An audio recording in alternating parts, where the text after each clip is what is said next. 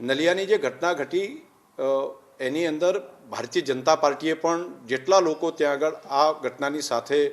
સંડોવાયેલા હતા એવા તમામને સસ્પેન્ડ કરવાનો નિર્ણય સામેથી તપાસ થાય પહેલાં ભારતીય જનતા પાર્ટીએ તે કર્યો છે. નંબર 1. નંબર 2, રાજ્ય સરકારનું ગૃહ વિભાગ તટસ્થતાપૂર્વક એને તપાસ કરવા માટેની કાર્યવાહી આગળ વધી રહ્યું છે. અને અમે બધા કહીએ છીએ કે જેમાં જે પણ દોષિત હોય એમાં કોઈને છોડવામાં ન આવે,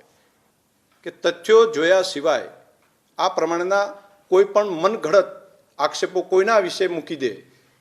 તો એમના માટે આક્ષેપ મૂકવા બહુ અઘરા હોય છે. પરંતુ આપણે એક જવાબદાર ચેનલ તરીકે, જવાબદાર ન્યૂઝપેપર તરીકે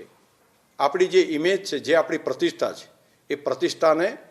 કાલે ઉઠીને કોઈ વાત કરે કે બિના કારણ આ માણસ ઉપર આ પ્રમાણેની આંગળી કરી હતી, તે પ્રમાણનું ન થાય તે કરવા મારી વિનંતી આપશો.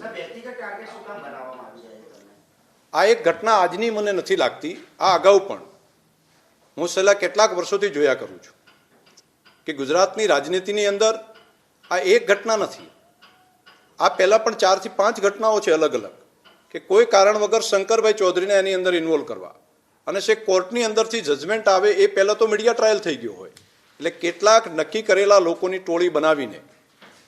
જ્યારે પણ કોઈ પણ ઘટના, કોઈ પણ ઇસ્યુ થાય ત્યારે શંકરભાઈનું નામ એની અંદર ઇન્વોલ્વ કરી દેવું અને બાકી પછી મીડિયાના કેટલાક મિત્રો તથ્યો જોયા સિવાય એ ઘટનાને ખુલાસો પણ પૂછ્યા સિવાય, તથ્યોની બાબતની અંદર ઝાંખ્યા સિવાય સીધે સીધા લખી નાખવા અથવા તો બોક્સ આઇટમ કરીને ત્યાં આગળ પ્રસારિત કરવી, હું માનું છું કે આ તટસ્થતા નહીં ગણાય, આ સરાસર અન્યાય કરેલો ગણાશે.